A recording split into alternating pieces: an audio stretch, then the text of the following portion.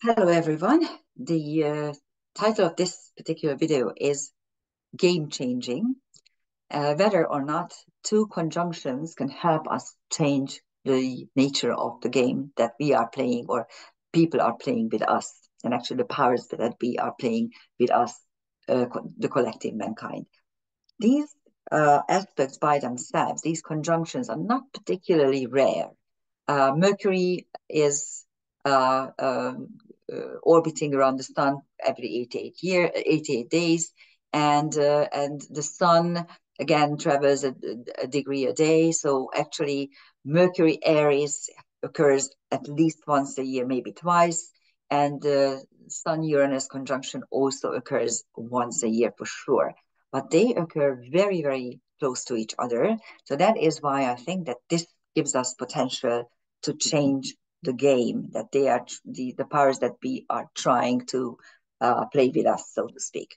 So here is the exact timing, and this is for London. And actually, so the title is Game Changing Constructions, whether these are really truly game changing or not. This is what we are going to take a look at. The Mercury Aries conjunction is going to be exact on May 11 at 11:25 a.m. London time. And as you can see, Leo is rising, and we have the Aries Mercury conjunction almost spot on the midheaven. So actually, this could actually alter or game change our future, so to speak. What is Mercury Aries? Aries describes drastically altered outward circumstances. And this is what we see ever since the pandemic, and actually even going back, probably the whole thing started in 2015 with the Uranus Pluto square, which became exact 7 times, and between 10, 11, and 10, 15, or 2011 and 2016.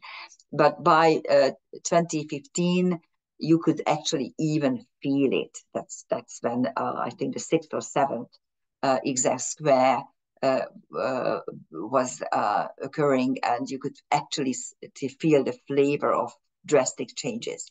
And now with Aries, you can actually see it, that this is all chaotic and warlike and everybody's fighting. And with Mercury, you can understand the true nature of the whole process.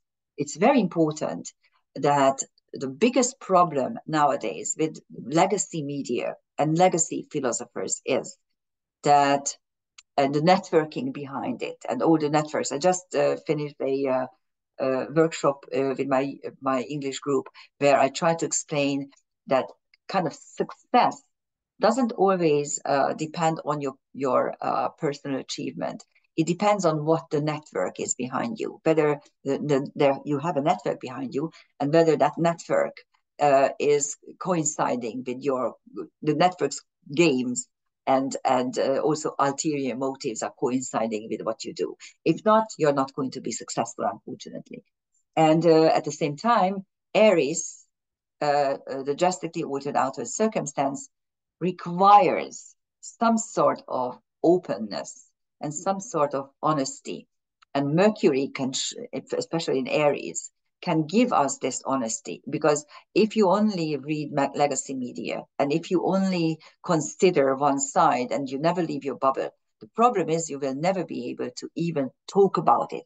And at the moment, the powers that be don't allow us to talk about real issues. They have instead stupid fabricated issues that we need to talk about and we need to fight for and we need to stand up in arms. And it's ridiculous. The whole thing is ridiculous. So that is what Mercury Aries signifies at this particular moment. There's a couple of things in Aries and a couple of things in Taurus. The two personal planets, Mars and Venus, are in their own signs, signifying the fact that we can utilize it for ourselves. And as you can see, the sun is in an applying conjunction with Uranus. In 2 days, it's going to be exact. And in another 5 days to that, there's going to be a Sun-Jupiter conjunction as well. So in 7 days, this whole thing will, the sun will cross over this whole thing. And later on, be conjunct with Sedna and the Pleiades. So that's the perspective that is going to happen in the next couple of days and maybe 2 weeks before actually the sun moves into Gemini. You can see that the Juno trans-Pluto conjunction, which is separating quite slowly, because Juno is very, very slow. It just turned around, so it's still very slow moving, but they eventually will be separating. So these two spouse energies, and the two strong feminine, Pallas Athena, wisdom, and Lilith, asteroid Lilith, which is revolt against injustice, are actually separating, although both of them are retrograding, but the distance between between them is gaining. So in a couple of days, I'm not going to put them in a circle to draw your attention to, but at the moment, you can still utilize their conjunction. Let's take a look at what's happening in the London chart. You can see two engines intertwined. Engines are made up by three distinct aspects that belong to different aspect families. The real normal engine is made up by a square, a trine, and quincunx.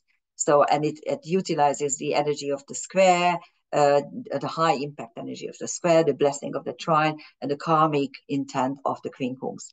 A little engine, on the other hand, is made up by a sextile, a square, and a quincunx. And actually, if you take a look, there's also a harmony triangle here, but I wanted to concentrate on the engines, because with these two configurations occurring at the same time, we need engines, we need driving forces, we need things that can take us further forward.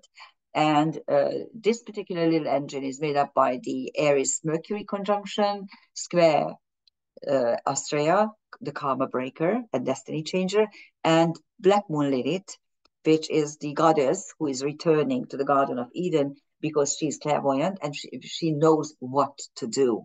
Knowledge, courage, and determination is linked to Black Moon Lilith, which is the third turning point of the Lilith myth.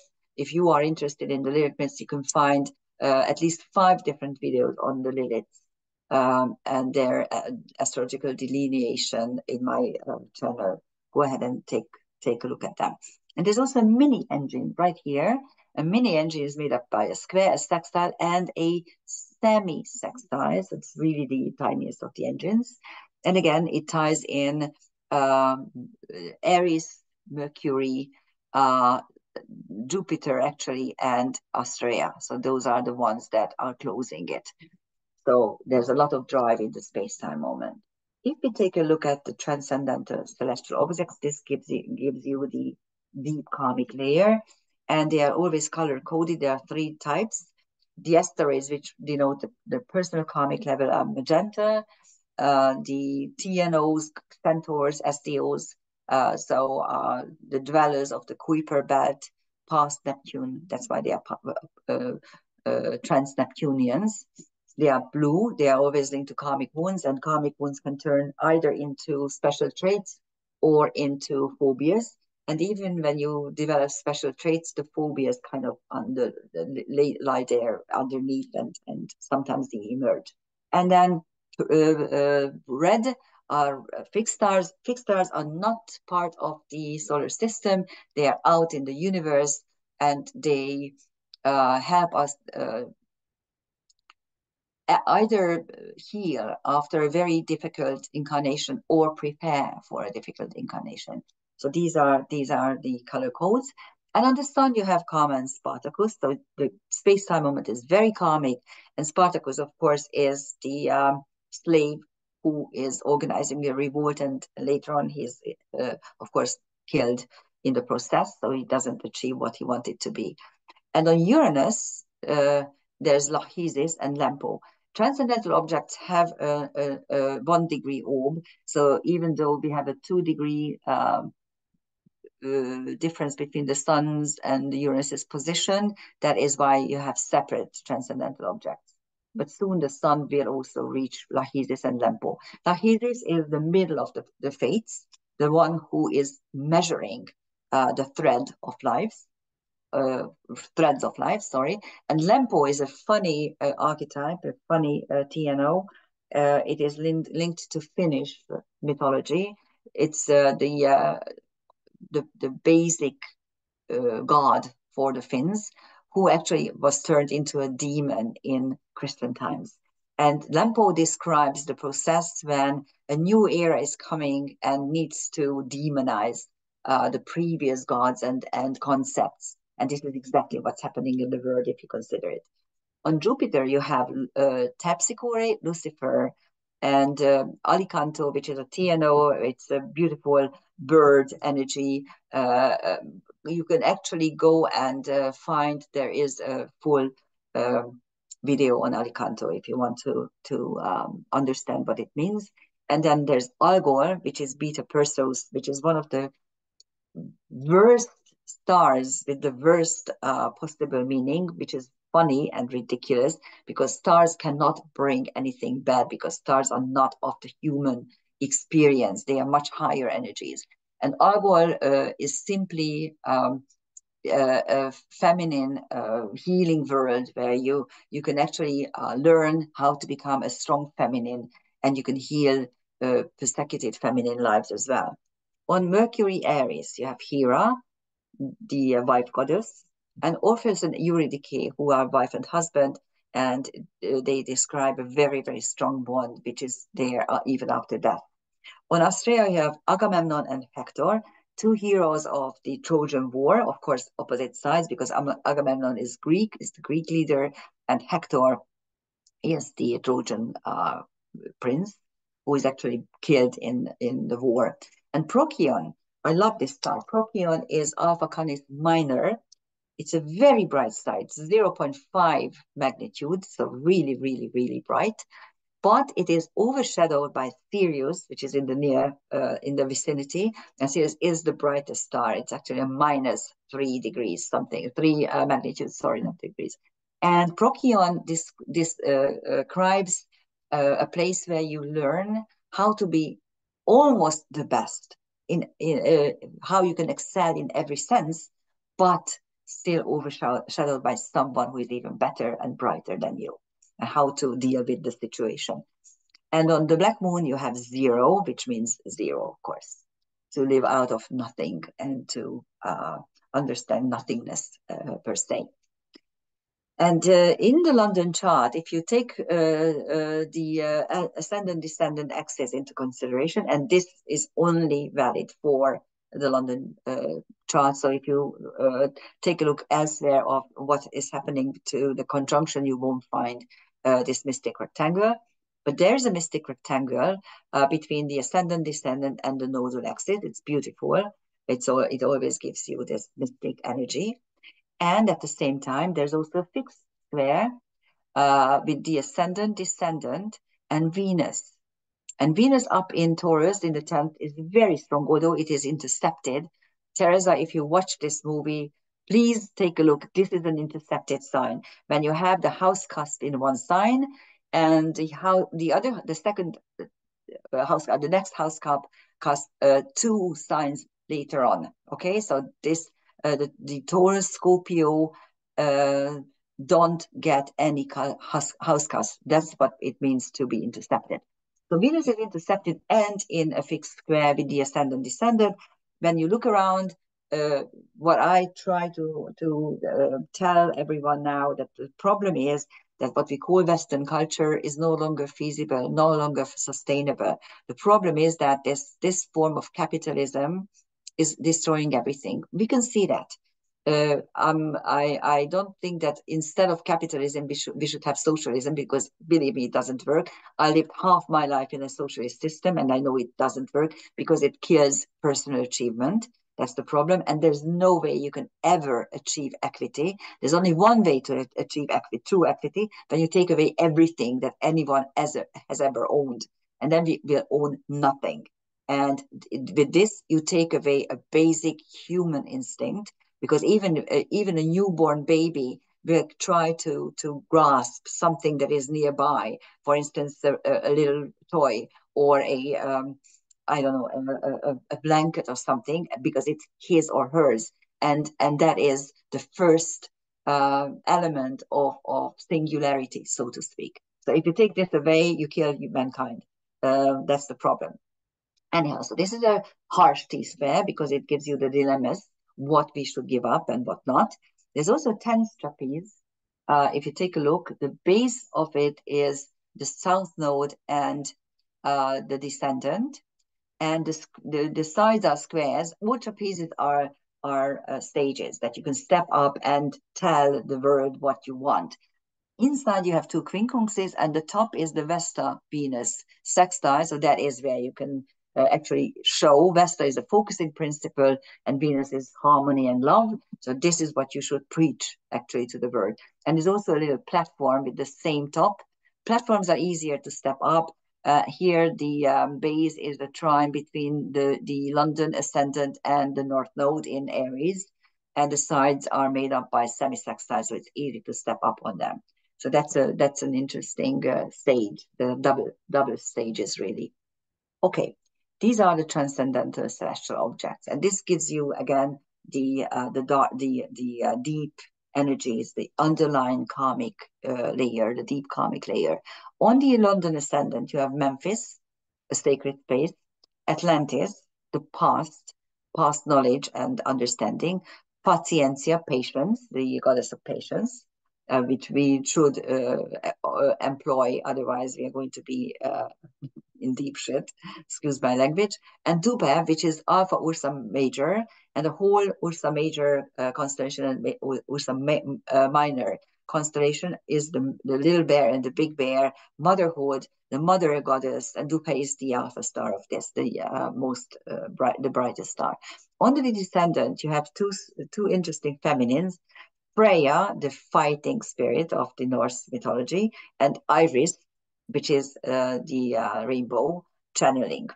On Venus, you have Seneca, the cynical philosopher. The name cynical comes from its name, the concept. And Menkar and Almach, two bright stars. Menkar Alpha Cetus is the emerging subconscious, which we may understand what lies beneath. And Almach is Andromeda's gamma star, and it is linked to the happy feminine energy. On the North Node, you have Hygeia and Alpheratz, which is Alpha Andromeda.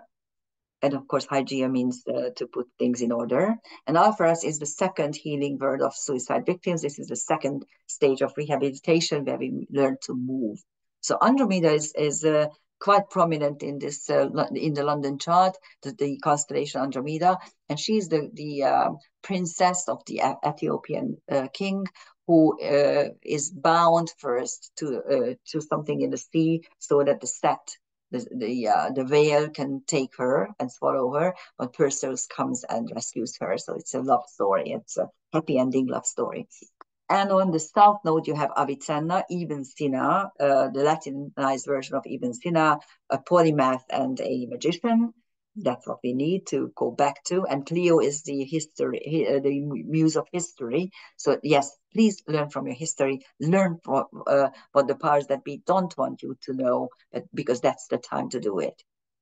On the 11th, at this particular moment, we have an out of bounds moon, a very out of bounds moon. Moon is in Cancer, which is very, very strong, which signifies that you need to know your family, your nation, your past, your roots, everything that belongs to the past. And as you can see, this is the summer solstice point, 0 degrees Cancer, and the moon is around 4 degrees Cancer at the space-time moment. And as you can see, this is the edge of the ecliptic 23 degrees 26 minutes. And the moon's position is 28 degrees 27 minutes, 5 degrees higher up there. And so this is what we call out of bounds. And it means that the moon is not on the normal everyday human position. It is out there in the darkness, in the universal levels. And this gives you deep understanding of what is hidden or what is not being told you. That's the tool that you can utilize. And then 2 days later, we have the Sun-Uranus conjunction, another prominent conjunction. And as I said, it is not really rare. It happens every year, but it always gives you a potential to change Of course, Uranus is chaos, anarchy, and change altogether. And you see chaos and anarchy everywhere you turn, but it also provides you the time to change. And that's the space-time moment at 10:13 London AM London time. I should have put the, I always forget the AM PM. Sorry about that. But that's AM. You can see it's an 11th house sun. So it's still rising to the midheaven. It's still time to go up there. And again, as you can see, we still have this traffic jam both in Aries and in Taurus.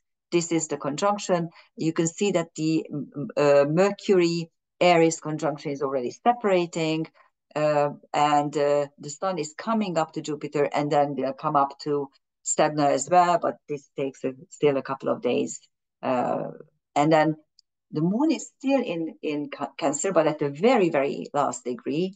And actually, this is what we call anaretic. And it's rising with Astrea, the karma breaker. And Pluto is on the descendant. And Pluto, of course, is power and transformation, but also plutocracy and also hidden powers. And we still have the Juno trans-Pluto conjunction and the Lilith-Pulse-Athena conjunction, although this is already getting a little bit too wide. Anything above 5 degrees, I don't really consider true conjunction any longer. And as you can see, the midheaven has Mars. So there's this militant energy, Pluto on the descendant, Mars on the midheaven. And unfortunately, this could signify that I was laughing. It's so ridiculous. Your very own government, okay, decided, I don't know whether it was the interior minister, one of the ministers, wanted to do something, some kind of commitment for 100 years. I mean, they are going to be out in half a year, for God's sake. What are you all talking about? What kind of 100 years are you talking about when you don't even have half a year in power? You just lost really badly an election. I mean, this if you look, I think they lost half the seats, and they are still they are really cretins. They behave as if nothing has happened, or they are, I don't know. This is really ridiculous. But as I said, I don't really like this in the London chart that we have Pluto on the ascendant and Mars on the midheaven, because that is more war fueling energy, more demonizing of the adversaries, and more fighting for something that is in the future. So unfortunately, we have that. But you can still utilize it on the personal level, act it out, try to actively take the future into your hands, and try to deal with your adversaries. That's what you do. Okay. Again, we have trapezes. We do have a classic trapeze and the finger of fate that are intertwined. And as you can see, the classic trapeze is an opposition. This is the dark moon Lilith Jupiter opposition. Dark moon Lilith is the acceptance of the curse.